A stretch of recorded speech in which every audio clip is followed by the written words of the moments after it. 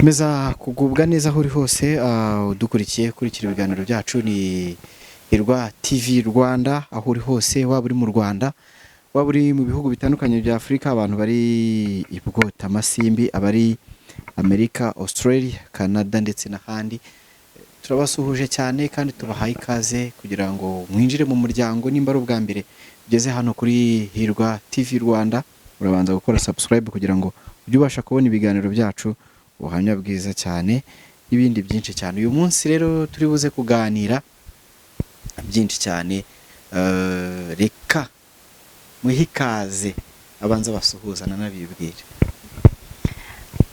Muraho neza. Amazina yanjye nitwa Mugore Wera Egidia, irindi zina ryanjye ni Mama Hirwa. Mama Hirwa. Ariko Mama Hirwa kubera ubuhamya bwawe bwakunzwe cyane. Ubu abantu ndabizi niyo itangazamakuru rigukozeho inkuru bagiye gushyiraho titre bavuga ngo wa mugore wamaze imyaka 10 atabyara. Ako kantu buriya ndanatekereza ko ufite ukuntu uri gusashaka ko muri mitima y'abantu benshi bigendeye aho ngaho. Niba navuze ngo ndi Egidia ariko Mama Hirwa nkongeraho Mama Hirwa Yesu yari impaye nyuma y'imyaka 15 ari umudamu utabyara. Rero uyu munsi ndi Mama Hirwa niyo mpamvu naryo ndishyiraho. Wow. Mama Hirwa ni byiza cyane. Wari umeze ute? Umeze neza. Umeze neza ku murimo w'Imana biragenda uri kubona abantu baganiriza bakomoka ibikomere. Ndimo ndabaganiriza bameze neza barampamagara turavugana yewe hari n'ababashije gutera intambwe bakansura ariko mu by'ukuri hari abantu benshi bamaze kumva baruhutse arumva ubuhamya bwanjye yamamagara twavugana akambwira ati Mama Hirwa Imana ishimwe Imana yabanye nawe nanjye zabana nanjye. Mama Hirwa turaza kuganira byinshi wenda turakubazaho ubwo tugiye kujya tubana. Njyewe nitwa Samu Gakire nyine bwo muranzi ariko tugiye kujya tubana kubera ko intego no kugira ngo ubutumwa bugere ku bantu benshi cyane. Ndi hano kuri Hirwa TV Rwanda ariko nanone Urugendo Online TV ugomba kujya ugakoranaho subscribe ariko na hano uzajya umbona mu biganiro bitandukanye uzajya unyumva kugira ngo ubutumwa bwiza bubashe kujya bugera hirya no hino busakare hose. Uyu munsi rero ni byinshi turi buganire ariko mbere yuko turi bujye muri ibyo ubuzima bumeze bute hirya y'umurimo w'Imana? Ubuzima buraho turakora uko biri kose urabona ko ibintu birimo kugenda bigenda neza.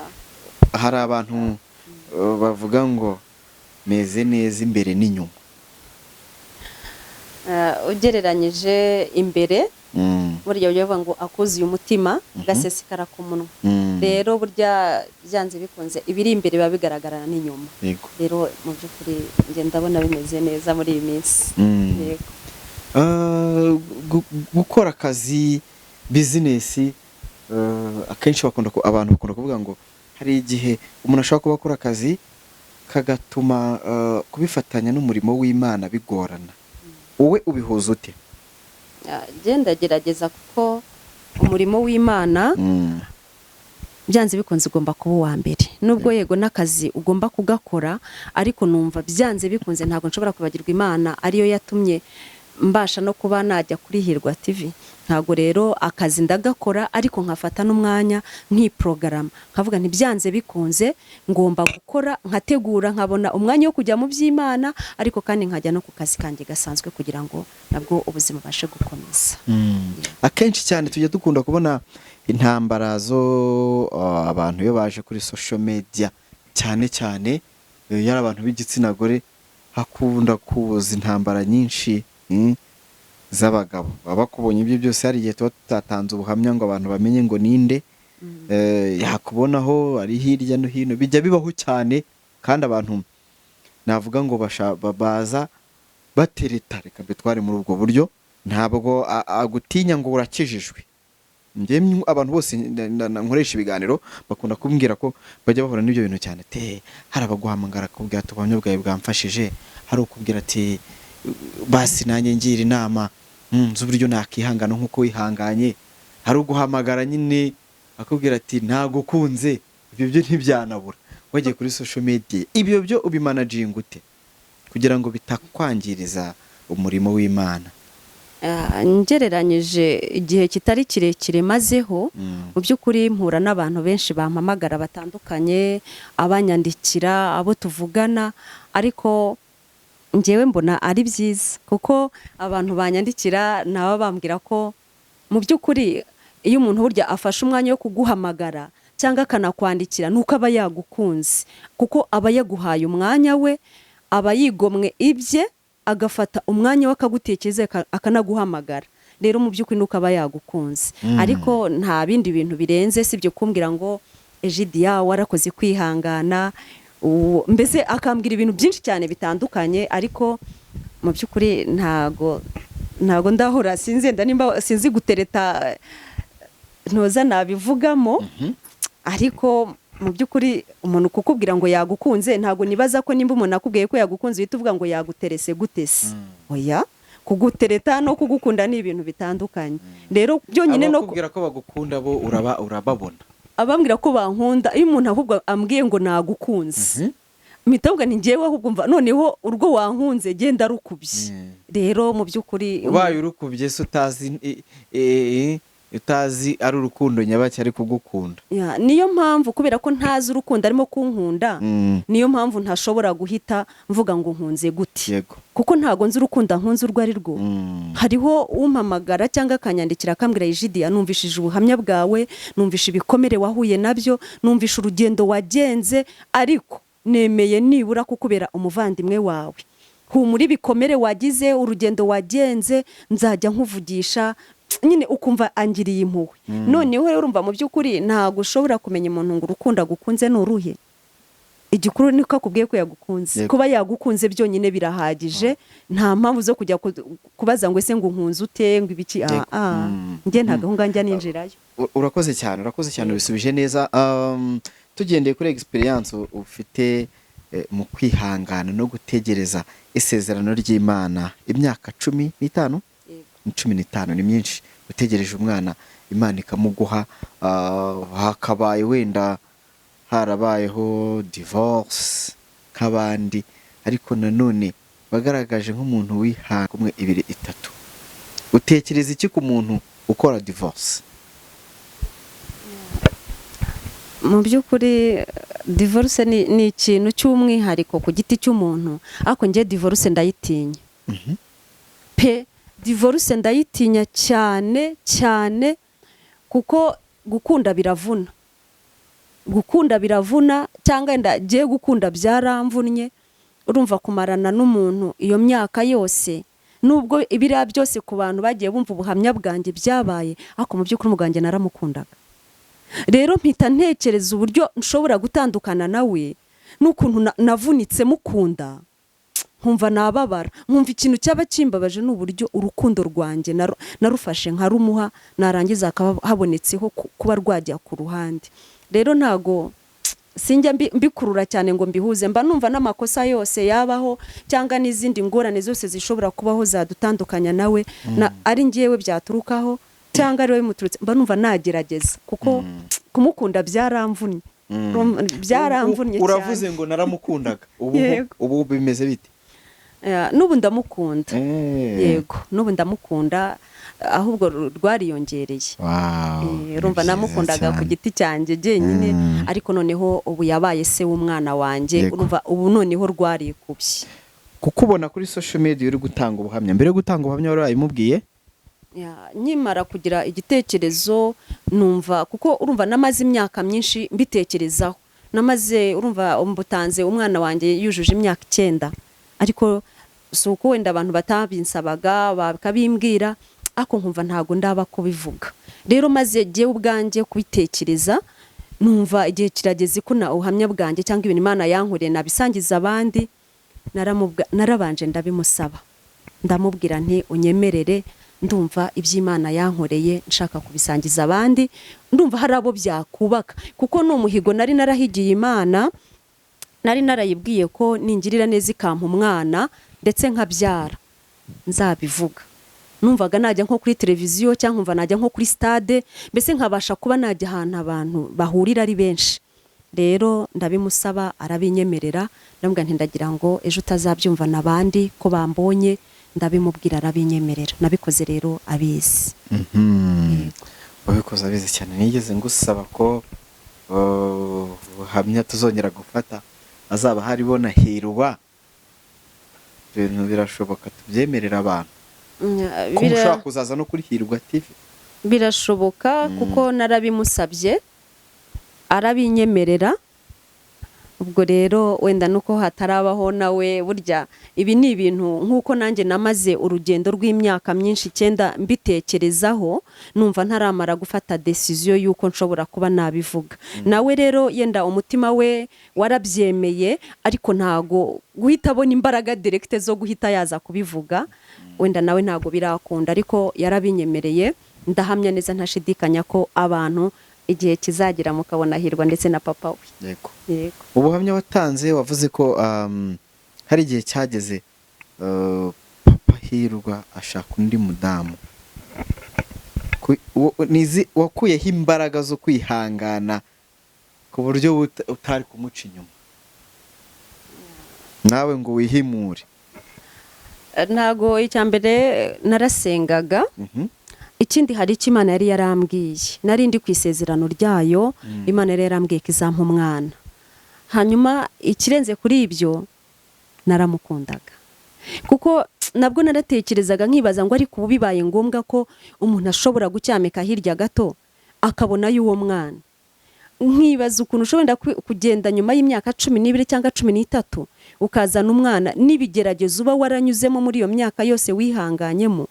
Mu by'ukuri umuntu wese agira imihigo ye, ariko icyifuzo cyanjye cyangwa intego yanjye naravugaga ngo numvaga ntifuza umwana nshobora kubyara hanze. Ntago nigeze mwifuza nubwo ntari mufite, ariko numvaga ntifuza undi mwana nshobora kubyarana n'undi mugabo. Numvaga ngize amahirwe nabyarana n'umugabo wanjye. Abantu wigeze ugira bashatse kukwereka izindi nzira za bugufi ushobora gusubirizwamo? Urumva ntabwo abantu nababura. Narababonaga barabinsabaga, umuntu akambwira ati nyamara hari twakurangira umuvuzi, hari umuntu waguha imiti, nyine ukumva arashaka nyine kunshisha hirya. Ariko kuko naramaze gufata icyemezo, naramaze kwisobanukirwa, mvuga nti byanze bikunze ari Imana yavuze, ndagitegereje kandi nkumva sinabangikanya. Nari maze gusobanukirwa ijambo ry'Imana, numva ko ntashobora guca hirya no hino. Igisubizo nari nkirindiriye ku Mana. Yego. Amajwi narayumvise ariko sinayumviye.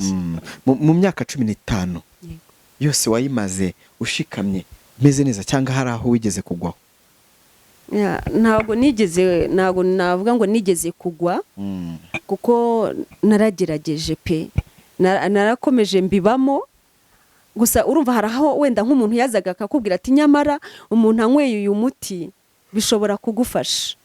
Umuntu akakubwira ati waza nkakurangira umuntu, waretse nkakwereka umuntu wakuvura ko mbizi neza ko yagufasha. Ariko numvaga nizeye, kuko nabango nimba nagiye kwa muganga, muganga akampa ibisubizo, cyanze bikunze ndi muzima. Muganga yambwiye ko ndi muzima. Rero numvaga imbaraga z'abandi bantu bo ku ruhande zirenze za muganga yanyibwiriye. Mu by'ukuri ntago nabihaga agaciro. Ntago rero nigeze cika intege cyangwa ngo subira inyuma. Undi ko narasengaga, nari umukristo, ndi mu itorero ryanjye rirabizi. Ntago nigeze, mu by'ukuri nakomeje inzira nari ndimo, ntegereje ko Imana yansubiza. Ntago nigeze nyiteshuka. Mu bihe wanyuzemo byo kwihangana by'imyaka 15, mu nshuti zawe n'abantu bakubaga hafi, wabigiyeho iki?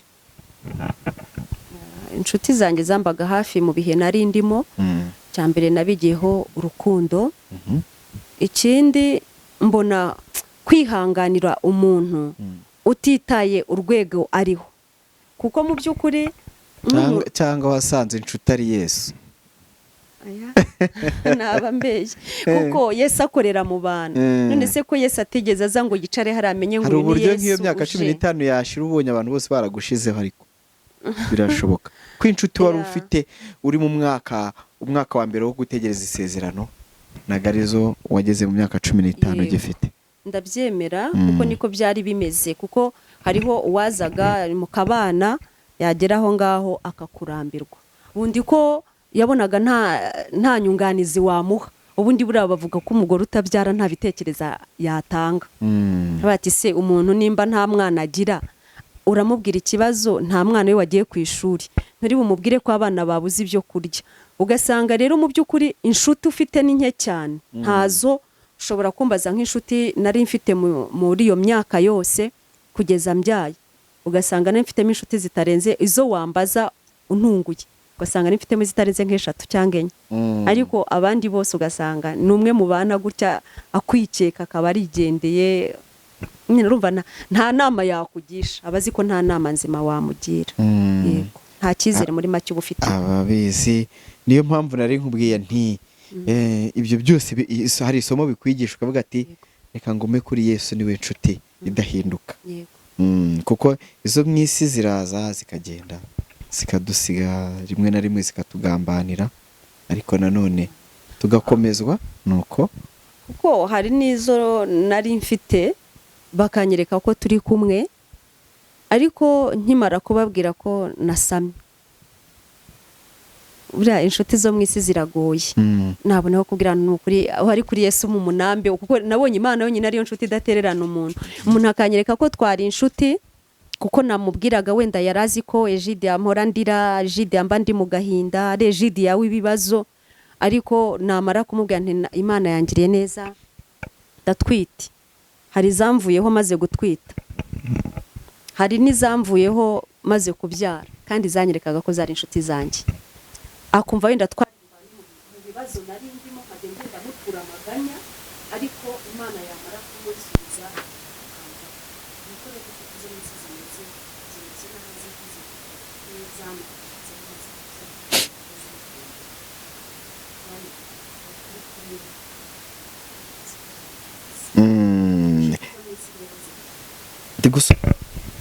ndimo ungana ku musozo ko twavuze ko tuzajya duhora tuganira n'ubundi, ariko ndi busoreze ku bintu bibiri by'ingenzi.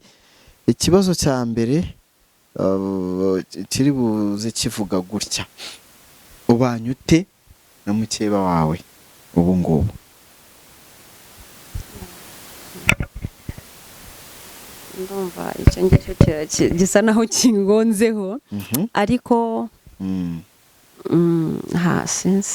ese nimba hari aho yagukoshereje cyangwa wamukoshereje nk'umuntu ukijijwe, mwasabanye imbabazi, cyangwa we basi wateye intambwe uravuga ati urwanjye ibyanjye ndabikoze?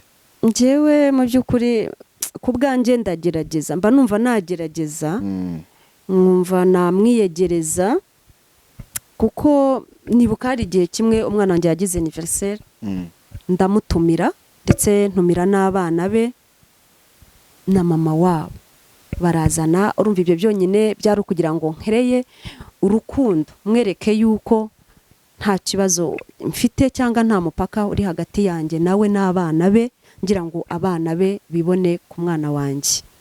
Iyo rero ni intambwe, ariko biragoye kugira ngo we yumve anyisanzuyeho, ntabwo abyumva neza, ariko njye mba numva mukunze, ariko ntabwo byoroshye.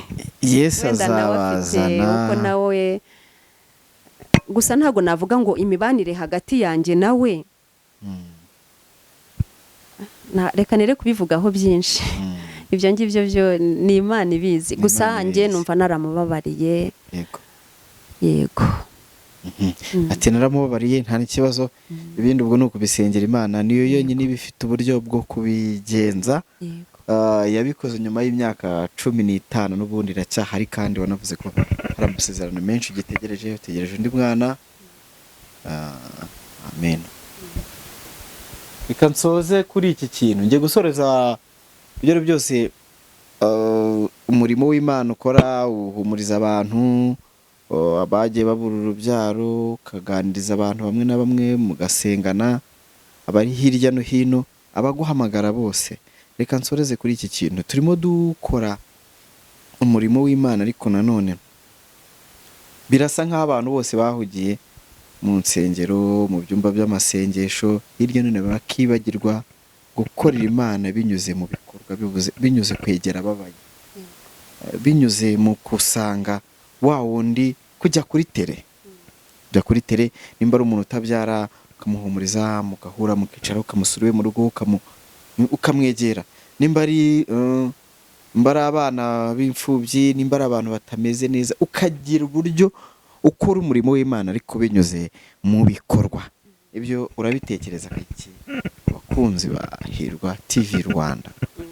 njye numva mu by'ukuri intego yanjye Imana imfashije nkabona uburyo nasanga bariya abantu batishoboye. Hari ababyeyi, hari abo dufite b'inshike babyaye ariko ntibagira amahirwe y'uko abana babo bariho. Hari abandi nanone batagiriwe ubuntu, dufite abantu batigeze bashaka. Nuko wenda abantu bajya ngo hari umuntu wabyaye abana be bitaba Imana, ese hari umuntu washatse ntiyigera abyara, ariko dufite n'ikindi cyiciro cy'abantu batigeze bashaka, baba abagabo cyangwa igitsina gore, ariko abo bantu barahari batigeze bashaka, ugasanga uwo muntu aba mu bwigunge bwa wenyine. Nibuka hari umuntu umwe yampamagaye arambwira ngo uzatubabarire, yarabonye umuntu umwe nari nasuye nawe wabyaye atinze, arambwira ngo natwe uzadusure. Arambwira ngo nkanjye mperuka ibirori wanjye igihe cy'ubukwe bwanjye, urumva, kandi bamaze imyaka ngira ngo 30 ntago barabyara.